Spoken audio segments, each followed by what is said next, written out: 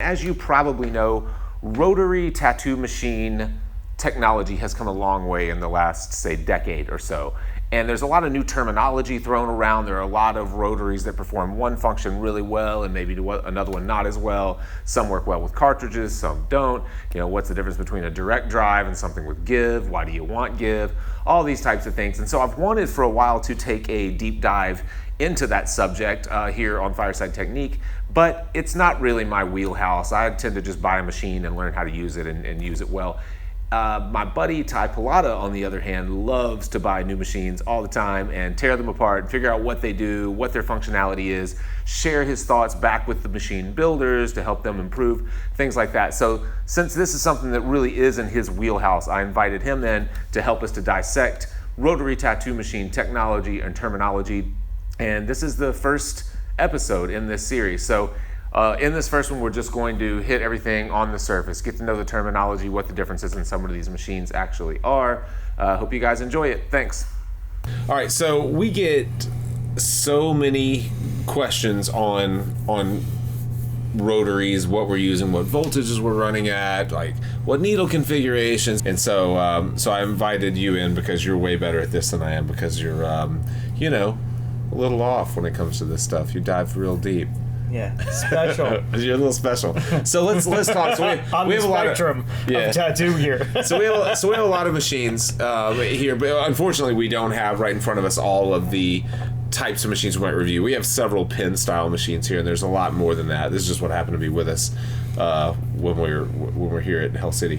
So if you were, say you had, like, all right, so for example, you tattooed a guy today that I tattooed on Friday. He's, maybe 6 months into his apprenticeship? Yeah. Brett always watches the show. What's up, dude? What's up, man? Thanks for the support. Yes, thank you, man. Brett, for example, asked you, what is a direct drive? Like, what does that even mean? So if you were to take a bird's eye approach to someone that's just jumping into tattooing, and you were to, and we're focusing on rotaries because that's obviously what seems to be taking over the tattoo industry these days, what would you say are the major categories? A direct drive, which we'll get into later, is what some people nickname a spinner.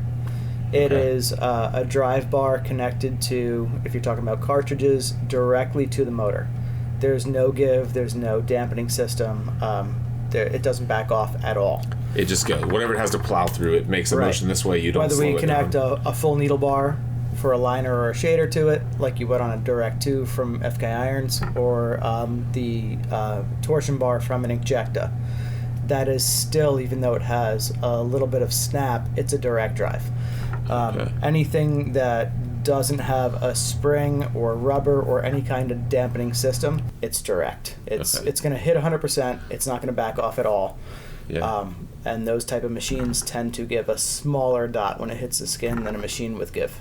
Okay, so give, meaning that there is some, when it meets resistance, it reacts to that resistance in some way. Yeah. And so why do you want that in a tattoo? The give on a machine is going to give the needle a little bit extra hang time in the skin, and that's going to give you a little more saturation.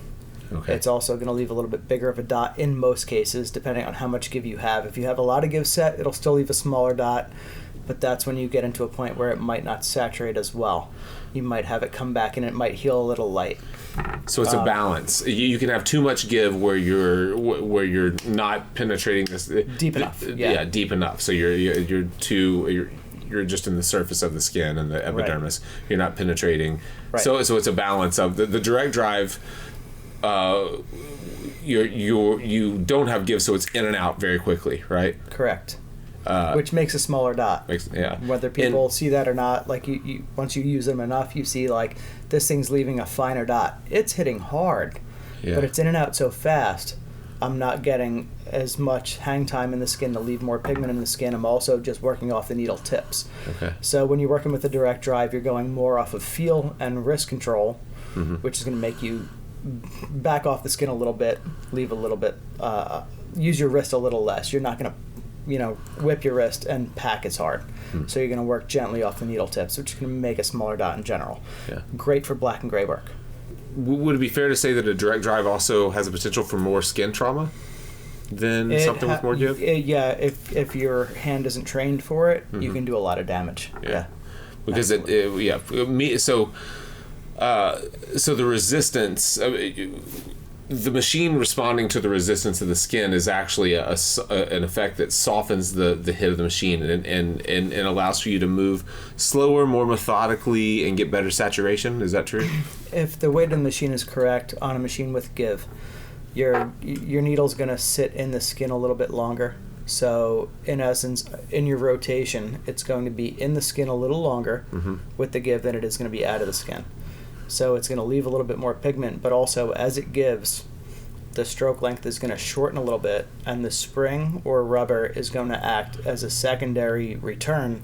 Even though that it's dampening, it's also pushing gently to give you a little bit more pigment in the skin. Okay. So how do cartridges come into play with this? Because there are a lot of these machines that are set up to handle cartridges and some that don't work well with cartridges at all. So a lot of these machines, when you get into a cartridge machine, don't have any give because they need that strength to push and react against that cartridge to continue that stroke. It takes a little bit beefier motor to give you a little more give, in my opinion, which is why, like the FK Irons machine, that thing with give has a much beefier motor than, say, like a Bishop, which we don't have right now.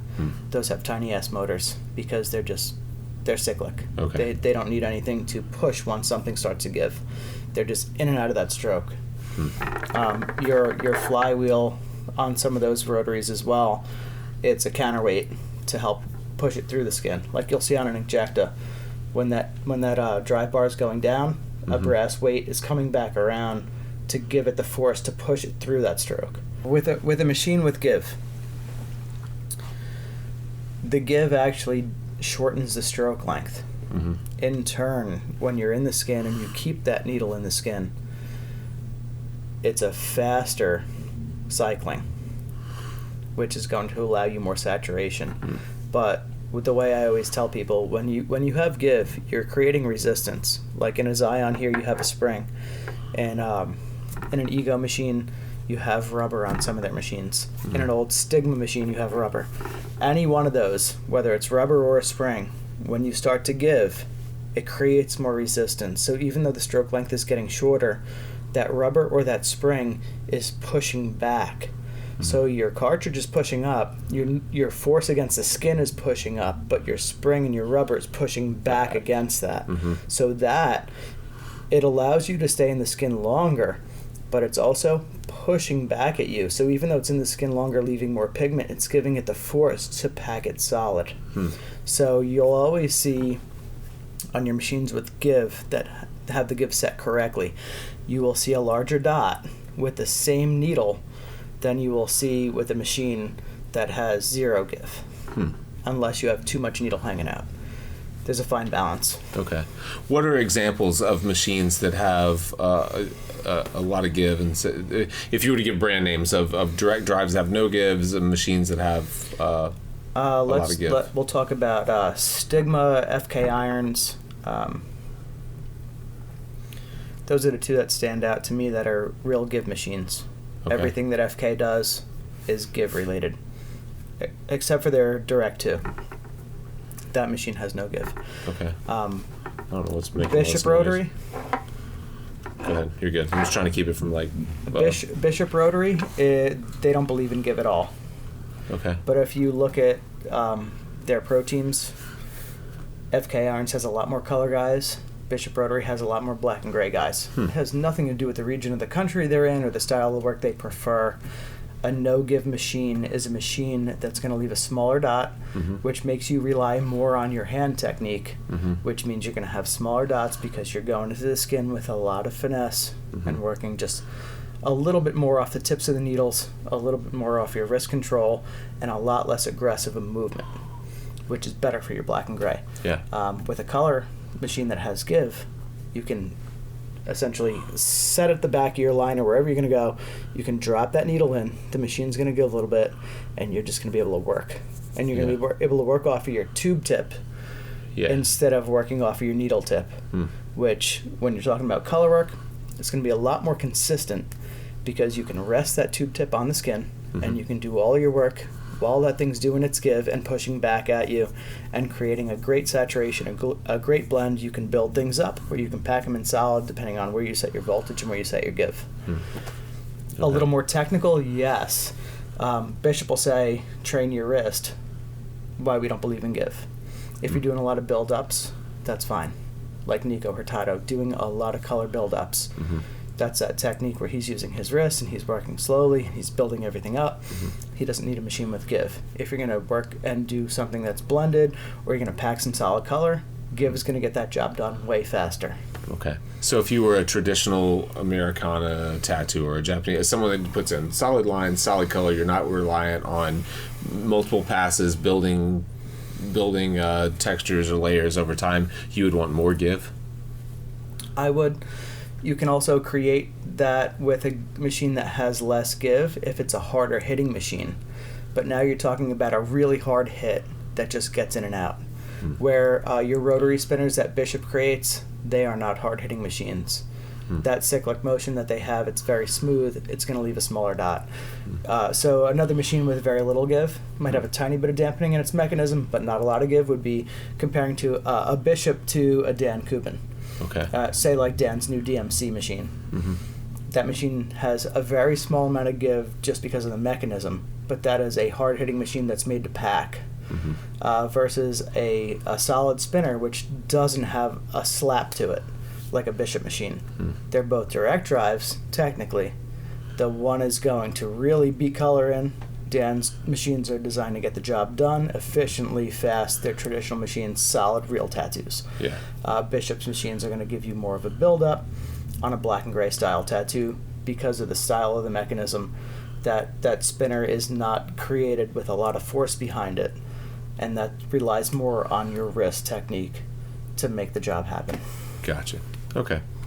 Well, let's dive in on a couple of these different style of machines, and like I said, right now we don't have everything that we're talking about, but we have enough to give a little bit of an example. So in the next episode, let's jump in to specifics, and we'll just pick a single machine and keep them from rattling. Son of a bitch. Let's pick a specific. That's me. Oh, you're doing it. Oh my See? God. So in the next episode, I had to come in closer. I'm a lefty, so this is my lefty. Let's in the next episode let's dive into next episode we'll do this on Egg Crate. Thank you guys. We'll see you next time.